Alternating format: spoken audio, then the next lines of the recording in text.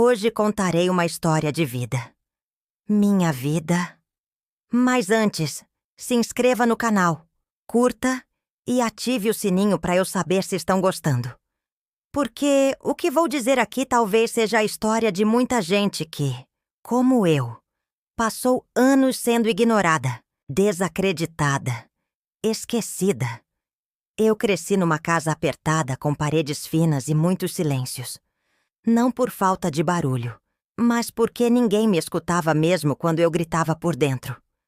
Meus pais trabalhavam demais, cansados demais. E eu era demais só. Era a mais nova de 3 irmãos, mas parecia ser filha única. Eles viviam no mundo deles, e eu no meu. Meu pai dizia que criança tinha que aprender a ser forte. Que drama era coisa de gente fraca. Então, quando eu chorava, ele só dizia: "Engole esse choro, Débora."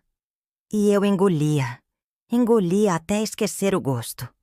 Na escola, eu era a que sentava, no canto, aquela que ninguém queria no grupo. Quando a professora dizia para formar duplas, eu já nem tentava olhar para ninguém, porque sabia que ia sobrar. E era sempre assim. Na hora da educação física, então, me deixavam por último na escolha do time, como se eu fosse um peso. Uma vez, um menino chegou a dizer: "Leva a Débora, vai. Ela pelo menos não atrapalha muito." E riram alto. E eu sorri. Sorrir era minha defesa. Eu sorria para fingir que não doía. Mas doía. Doía tanto que eu sentia na pele, no estômago, no peito. Era como carregar um tijolo dentro do coração todos os dias.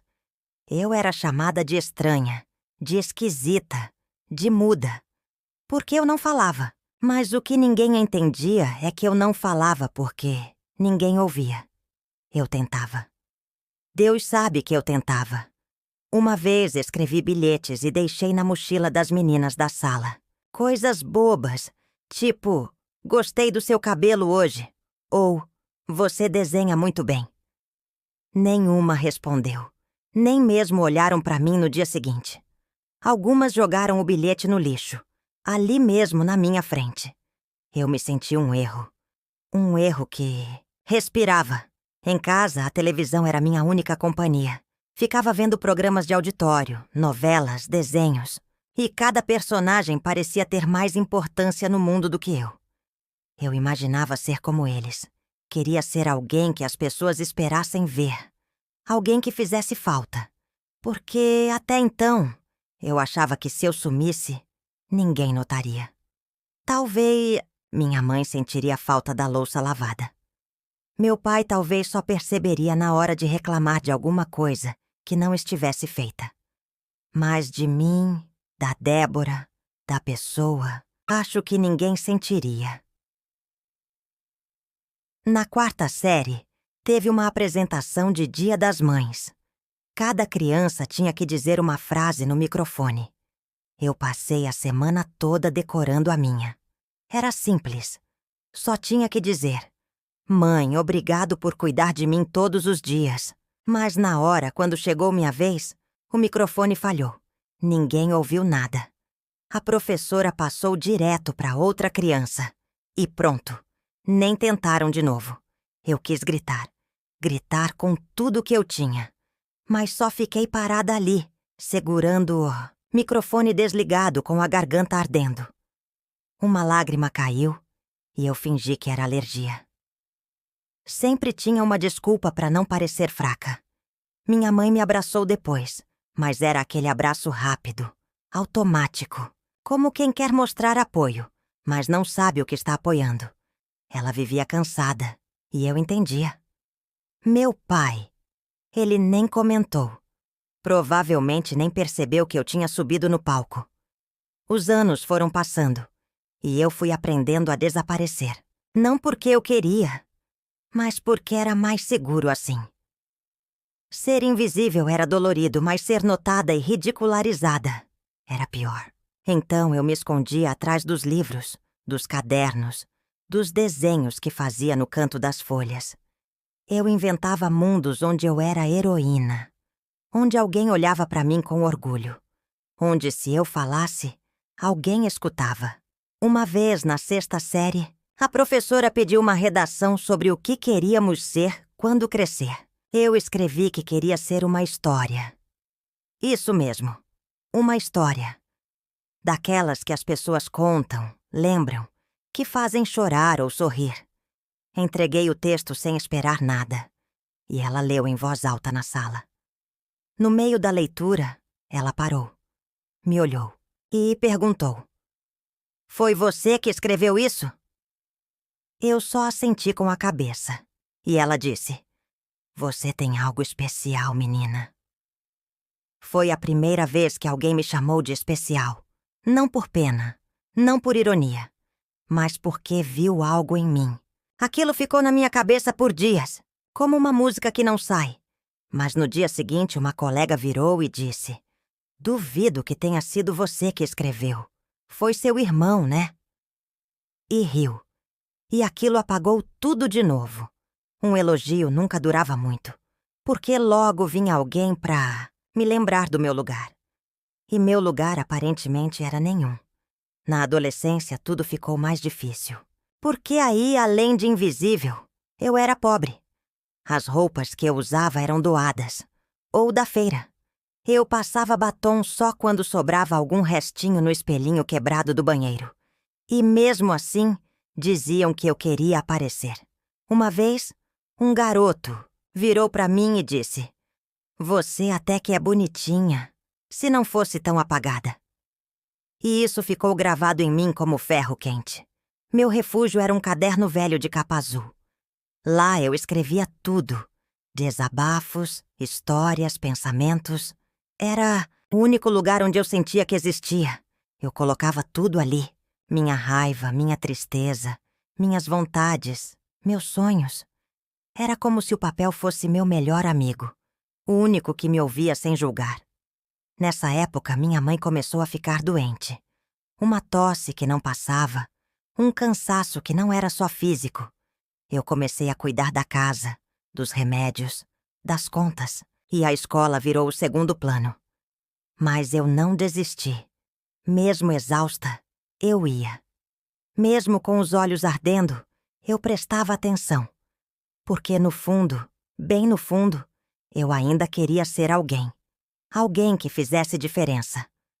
Um dia eu encontrei um papel colado na porta da biblioteca da escola. Era sobre um concurso de poesia. Tema livre. Aberto para qualquer aluno. Eu pensei em ignorar, mas levei o papel comigo. Fiquei encarando aquilo a noite toda. E escrevi. Escrevi com tudo que eu tinha. Um poema sobre ser invisível. Sobre gritar em silêncio. Sobre querer existir. Entreguei o poema sem meu nome. Não queria ganhar. Só queria que alguém lesse. Que alguém sentisse o que eu sentia. Uma semana depois, chamaram todos para uma pequena cerimônia. O poema vencedor seria lido. Quando começaram a ler, meu coração parou. Era o meu. Era a minha dor. E pela primeira vez, quando terminou a leitura, houve silêncio. Mas não aquele silêncio de desprezo. Era um silêncio cheio. Cheio de algo que eu nunca tinha sentido antes. Atenção. Eu olhei em volta e vi olhos marejados. Gente tocada por algo que tinha saído de mim. Foi nesse dia que eu descobri que talvez minha voz estivesse no que eu escrevia. Que talvez eu não fosse invisível. Só estivesse gritando no idioma errado. E foi aí que tudo começou a mudar. Depois daquele dia, algo dentro de mim acordou. Não foi como um raio que muda tudo de uma vez, não. Foi mais como um fósforo aceso no escuro. Pequeno, mas teimoso. Eu voltei para casa com aquele silêncio ainda ecoando nos ouvidos. Um silêncio que, pela primeira vez, não me excluía. Era um silêncio que me abraçava. E naquela noite, deitei no meu colchão gasto, olhando o teto cheio de infiltrações, com uma sensação que eu nunca tinha sentido. Eu tinha sido ouvida. Na escola, as coisas não mudaram de forma mágica. Eu ainda era a menina de roupa remendada, a que almoçava em silêncio, a que ninguém chamava para sentar junto. Mas, pela primeira vez, isso não me destruiu, porque agora eu sabia que, mesmo sem plateia, minha voz tinha forma, e ela se espalhava no papel. Passei a escrever todos os dias. Não porque queria ser famosa, nem porque achava que alguém ia ler, mas porque era o único jeito de não sufocar. E sabe o que foi mais louco?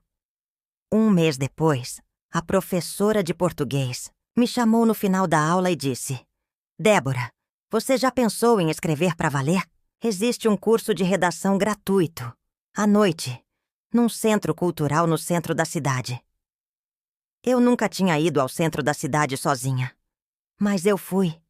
Cheguei lá tremendo, com meu caderno azul apertado contra o peito, como se fosse um escudo. Entrei na sala e vi pessoas de todas as idades. Tinha gente mais velha, trabalhadores, donas de casa, um garoto que falava alto demais, uma moça que lia poesia como quem canta. Eu fiquei no fundo, calada, só observando. Mas eu voltei na semana seguinte, e na outra, e na outra. Aos poucos fui mostrando meus textos. Primeiro um conto curto, depois um desabafo. E as pessoas escutavam, comentavam. Algumas até se emocionavam. Eu nunca vou esquecer de uma senhora que disse: Você escreve como quem sangra. Aquilo me deu um nó na garganta. Porque, no fundo, era isso mesmo. Cada palavra minha era uma ferida aberta tentando cicatrizar. Enquanto isso, em casa, a situação apertava. Minha mãe piorava. Meu pai ficava mais ausente. Meus irmãos começaram a seguir suas vidas, empregos, namoros, filhos. E eu continuava ali, na mesma casa, tentando não desmoronar. Um dia precisei faltar ao curso, porque minha mãe teve uma crise respiratória. E eu passei a madrugada com ela no hospital público. Na semana seguinte, cheguei atrasada. Entrei na sala, envergonhada, esperando que ninguém notasse. Mas o professor parou a aula, olhou para mim e disse: Débora, sentimos sua falta. E eu quis chorar ali mesmo. Porque ninguém nunca tinha sentido minha falta antes. Foi nesse curso que eu conheci uma mulher chamada Clara. Ela era jornalista aposentada, cabelos curtos, olhos sempre atentos. Um dia ela me chamou num canto e disse: Você já pensou em transformar sua história em um livro? Eu ri. Um livro? Eu, filha de operário, criada em bairro esquecido, sem nem saber como começar. Mas ela não riu. Ela segurou minha mão e disse: Você tem uma história que o mundo precisa ouvir, porque não é só sua. É de milhares de meninas que foram caladas. E aquilo ficou martelando na minha cabeça. Voltei para casa naquela noite e encarei meu caderno azul. Pensei em tudo que eu tinha vivido. As dores, as exclusões, as palavras engolidas. E comecei a escrever. Não era mais só poesia, nem desabafo. Era uma narrativa. Minha vida, capítulo por capítulo. Cada ferida, cada vez que me deixaram de lado. Cada tentativa de me apagar. Eu escrevi como quem ressuscita. Como quem cava a própria história num mundo que só quer enterrar. Durante meses, escrevi escondida. Quando meu pai perguntava o que eu fazia até tarde, eu dizia que era dever de casa. Quando minha mãe ouvia os suspiros e batidas do teclado antigo que me emprestaram no curso, ela só dizia: Desde quando escrever enche barriga? E eu não respondia, porque não era sobre barriga, era sobre alma. Um dia levei os primeiros capítulos para a Clara ler.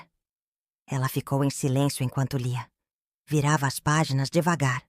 E quando terminou, me olhou com os olhos úmidos e disse: Débora, isso é forte. Isso precisa sair do papel. Ela me apresentou a um pequeno editor independente. O homem usava óculos tortos e camisa amarrotada.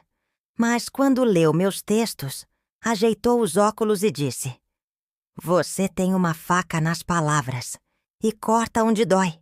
Ele topou publicar meu livro, sem dinheiro envolvido, só com coragem. Fizemos uma vaquinha, vendemos rifas. Clara doou parte da aposentadoria e o livro saiu. O Grito Silencioso de Débora. Esse foi o título. Quando peguei a primeira cópia, nas mãos, minhas mãos tremiam. Era como segurar uma versão minha que finalmente tinha escapado do silêncio.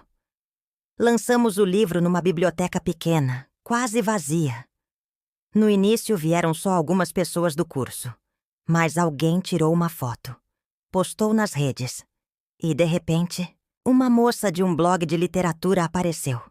Leu, se emocionou. Escreveu uma resenha com o título A Menina Invisível que Fez o Mundo Ouvir. Em menos de uma semana, meu nome apareceu em outros blogs. Um programa de rádio me chamou para uma entrevista. Depois, uma repórter de TV local. Eu fui tremendo de vestido emprestado, cabelo preso com presilha de plástico. Mas fui. E contei tudo, sem florear.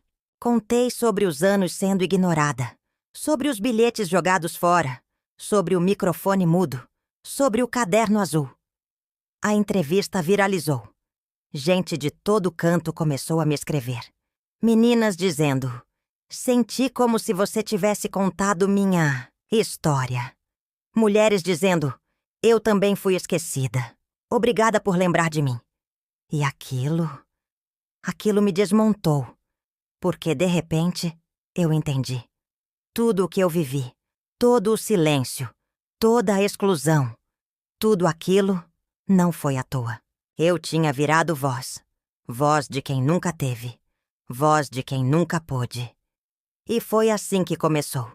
A menina que ninguém via, que ninguém escolhia nos grupos, que era o último nome da chamada. Ela virou livro, virou reportagem, virou símbolo. Mas a jornada não parou ali.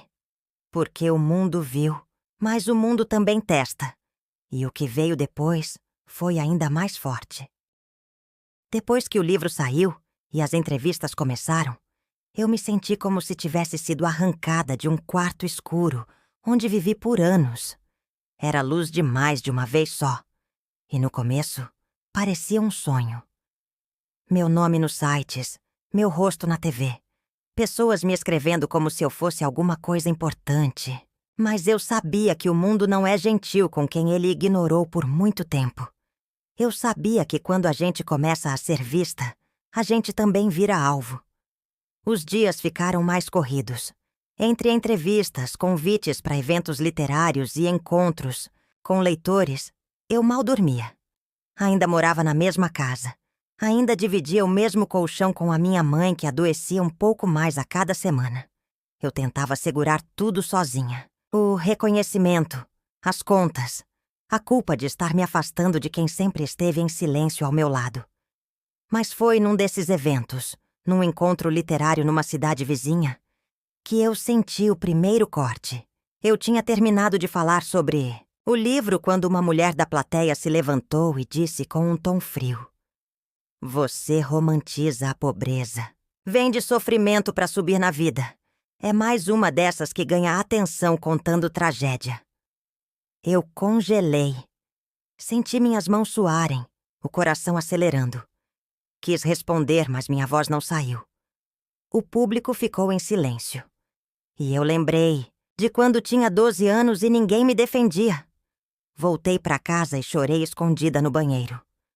A crítica, por mais absurda que fosse, tocou numa ferida antiga. A de não merecer. A de não ser suficiente.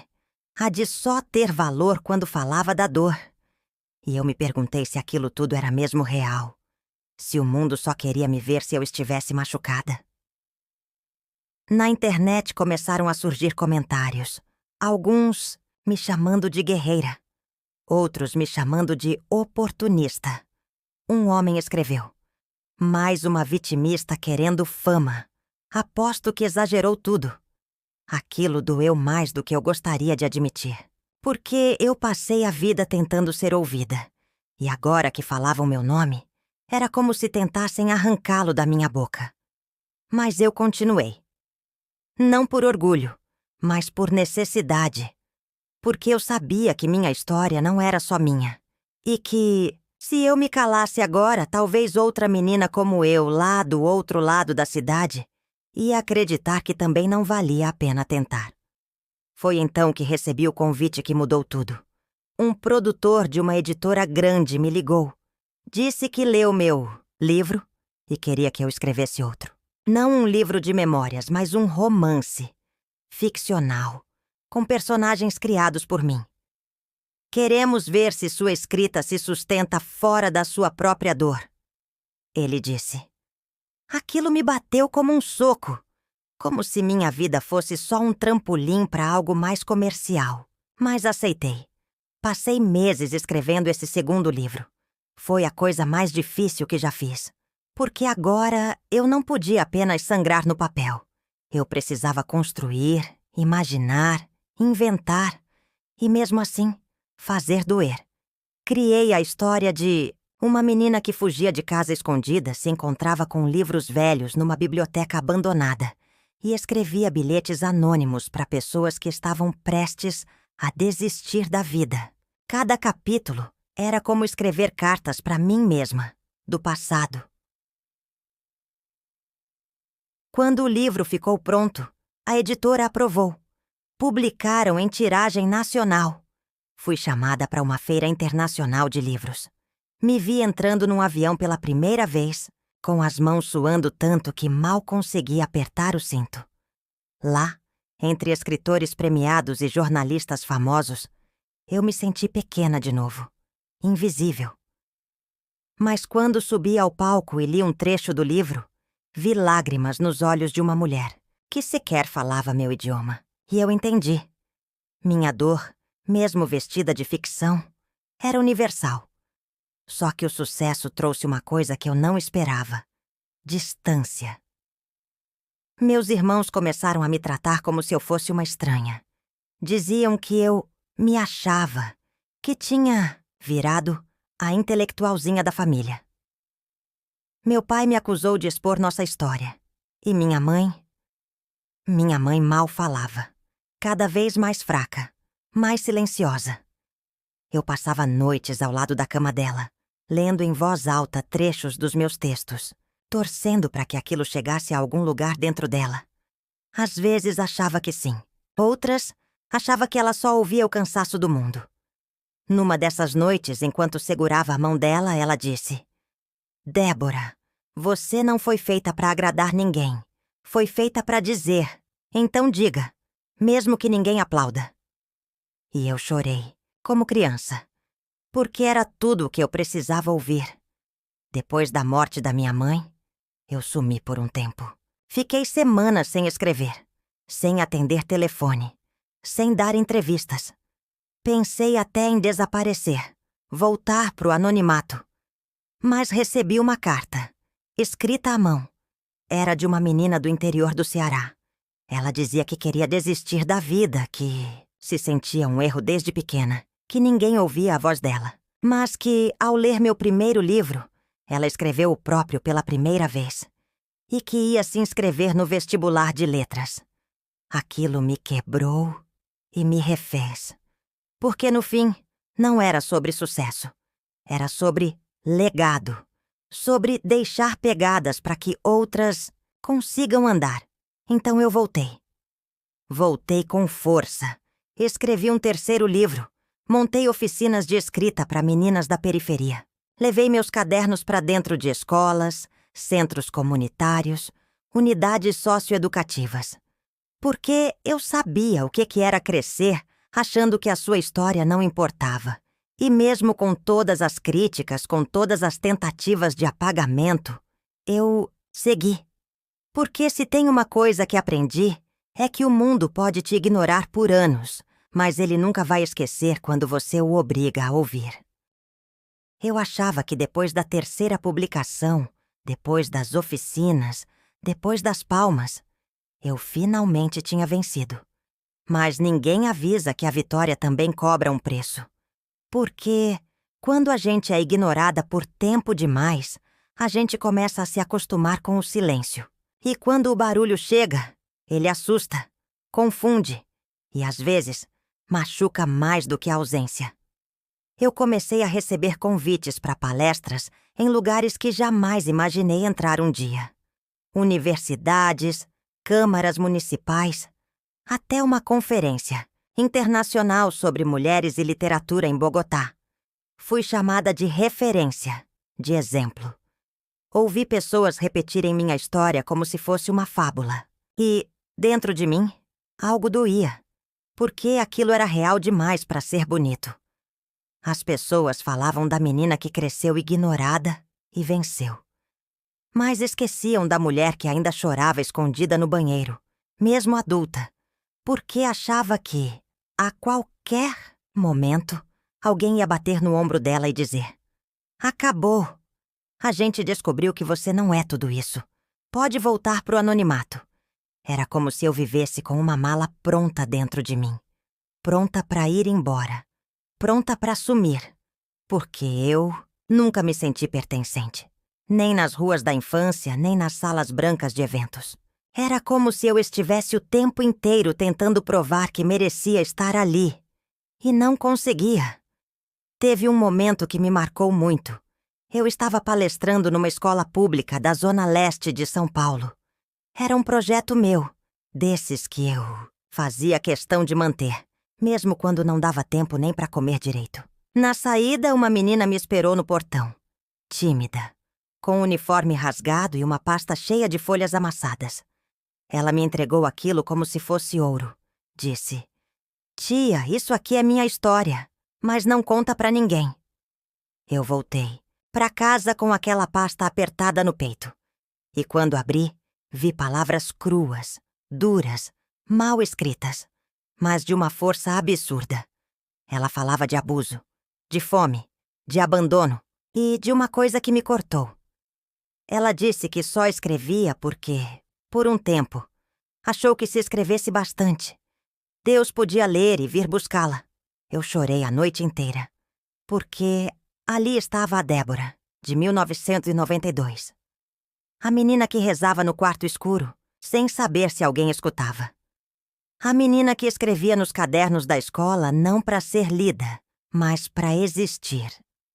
Foi nesse período que recebi um convite da televisão. Um programa de entrevistas queria contar minha história. Me colocaram num camarim bonito, maquiaram meu rosto, me deram um figurino que eu nunca conseguiria comprar sozinha. E quando as luzes acenderam, me fizeram perguntas como: como é vencer na vida? O que você diria para as meninas da periferia que querem seguir seu exemplo?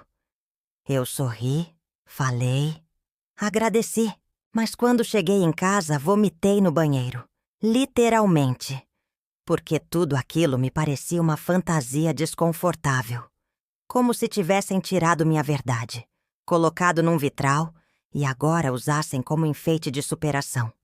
Mas a minha dor não era decoração, era vida vivida, era casca na pele. Foi aí que decidi mudar tudo.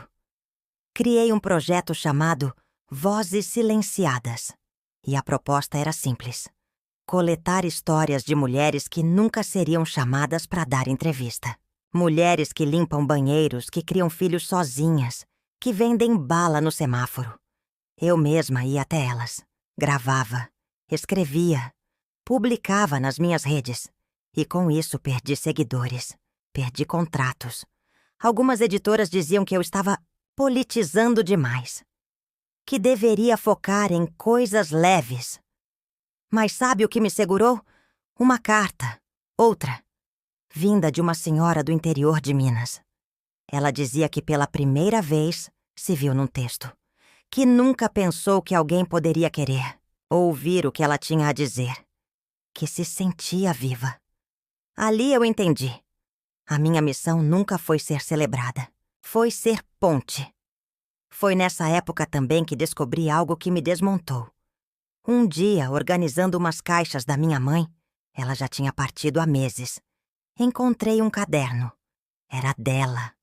Páginas e mais páginas escritas à mão. Palavras simples, cheias de dor e sabedoria. Minha mãe escrevia: em segredo, contava da infância, do casamento, das privações e falava de mim. Débora vai ser alguém no mundo. Ela ainda não sabe, mas vai. Eu chorei como nunca, porque entendi que talvez minha escrita tivesse nascido ali, que, mesmo calada, minha mãe tinha me ensinado a falar com o papel. Aquele caderno virou um livro. Não alterei uma palavra. Publiquei como ela escreveu. Chamei de O que minha mãe nunca me disse, mas escreveu. Foi um sucesso. Mas mais que isso, foi um acerto de contas com o silêncio. Porque minha mãe, que foi ignorada a vida toda, agora era lida por milhares. Depois disso, minha vida mudou de novo. Fui convidada para dar aula como professora convidada numa universidade. Eu que nunca tinha terminado a faculdade. Aceitei. E foi lá, numa dessas aulas, que conheci uma menina que me disse: Débora, eu nunca pensei que fosse capaz de escrever. Mas se você conseguiu, talvez eu consiga também. E eu respondi: você já começou. Só precisa continuar. Hoje, olho para trás e vejo uma estrada feita de espinhos, cadernos velhos, lágrimas escondidas e sorrisos que demoraram a chegar. E sei que ainda vai doer, que o mundo ainda vai tentar me silenciar. Mas agora eu tenho voz, e mais. Agora eu sou muitas vozes, porque cada mulher que me lê, que escreve por causa de mim, que encontra sua história na minha, é como se mais uma estrela acendesse naquele céu escuro onde eu cresci. E talvez eu nunca seja completamente aceita. Talvez o mundo continue me chamando de exagerada, de sensível demais, de radical. Mas eu aprendi que é melhor ser exagero do que ausência. É melhor ser lágrima do que silêncio. E se hoje me chamam de escritora, de ativista, de referência, eu aceito. Mas antes de tudo, eu sou só uma menina que foi ignorada por uma vida inteira, até o mundo ver o que ela fez. Eu sempre imaginei que o fim da minha história seria silencioso, que eu ia morrer como vivi, passando despercebida, do lado de dentro da janela embaçada, vendo os outros viverem, enquanto eu só sobrevivia. Mas não foi assim, porque às vezes a vida surpreende até quem desistiu de esperar. Depois do livro da minha mãe, algo estranho começou a acontecer. Mulheres de outras gerações começaram a me procurar. Senhoras, vizinhas de infância, tias que só mandavam felicitações em datas de aniversário. Elas vinham com os olhos marejados, me chamavam de valente, orgulho da família. Mas mais do que isso, vinham me contar coisas que nunca tinham contado a ninguém. Casamentos vazios, filhos desaparecidos, amores secretos, traições engolidas. E, de novo, o que unia todas essas histórias era o silêncio. Todas elas tinham aprendido a engolir a própria voz. E talvez ver uma de nós finalmente sendo ouvida desse coragem para se abrirem também. Uma dessas senhoras foi Dona Glória, a antiga vizinha que me repreendia porque menina não tinha que sonhar demais. Ela me chamou um dia, já com a voz fraca, e disse: Débora, eu queria te pedir desculpas. Eu calei minha filha, calei minha neta. Mas você me ensinou que mulher também pode contar história. Eu não consegui responder. Só abracei. Porque a verdade é que, depois de tanto tempo sendo diminuída, eu não estava preparada para ser símbolo de nada. Mas aceitei. E mais, decidi multiplicar. Foi aí que fundei a Casa Palavra Viva. Um espaço comunitário onde mulheres podiam escrever, ler, falar, sem julgamento. Não era só uma escola.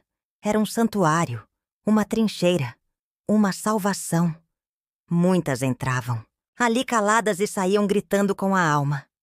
A gente chorava juntas, ria de coisas bobas, comemorava a primeira frase escrita com coragem, como se fosse prêmio literário. E, de algum modo, eu vi nascerem ali As Déboras que eu precisei quando era pequena teve um dia especial. A primeira formatura do nosso curso de escrita. As mulheres se apresentaram para um público pequeno, mas atento. No final, uma delas, Dona Teresa, me puxou num canto e disse: "Você salvou minha vida. Eu já tinha escolhido a data. Eu ia me matar." Mas aí li seu livro. E fiquei. Só mais um dia. Aí vi seu projeto. Fiquei mais um. E agora eu escrevo. E viver dói menos. Eu desabei. Foi nesse momento que entendi de verdade que o que eu tinha feito não era só escrever livros ou dar palestras. Eu tinha feito barulho. Um barulho que atravessou o tempo, que alcançou a menina que eu fui, perdida nos anos 80, e disse para ela: "Você não foi louca. Você não foi fraca. Você só estava sozinha. Mas agora não está mais. E eu queria te contar que tudo se resolveu, que a vida ficou leve. Mas não seria verdade. Ainda sinto o peso do passado nas costas. Ainda tem dias que não consigo sair da cama, que a síndrome de impostora me visita como velha amiga. Mas agora, quando ela sussurra que eu não sou o suficiente, eu respondo com a voz de todas as mulheres que me escreveram, que me leram, que me encontraram e disseram: "Você me deu palavras, quando o mundo me deu silêncio." Nos últimos anos fui homenageada algumas vezes. Recebi prêmios com nomes que jamais imaginei estariam ao lado do meu. Teve um em especial, de uma universidade federal, onde minha mãe sempre quis que eu estudasse. Quando subi ao palco para falar, segurei o caderno dela na mão. E só disse: "Ela escreveu primeiro. Eu só continuei." E hoje, aos 48 anos, eu sei que ainda tem muito pela frente. Mas também sei que se tudo acabasse agora, eu iria em paz, porque fui ouvida, porque fiz ser ouvida. E mais do que tudo, porque transformei dor em ponte, silêncio em eco, ausência em permanência. Então, se você chegou até aqui, se ouviu minha história inteira, se sentiu algo enquanto me escutava, saiba que agora ela também é sua. Porque contar não é só relembrar, é passar adiante, é plantar no outro aquilo que nos mantinha vivos quando tudo era escuridão. E talvez, só talvez, o mundo precise ouvir mais histórias como a minha. Não porque sou especial, mas porque fui invisível por tempo demais. E hoje eu não quero mais me esconder, porque eu fui ignorada a vida inteira, até o mundo ver o que eu fiz.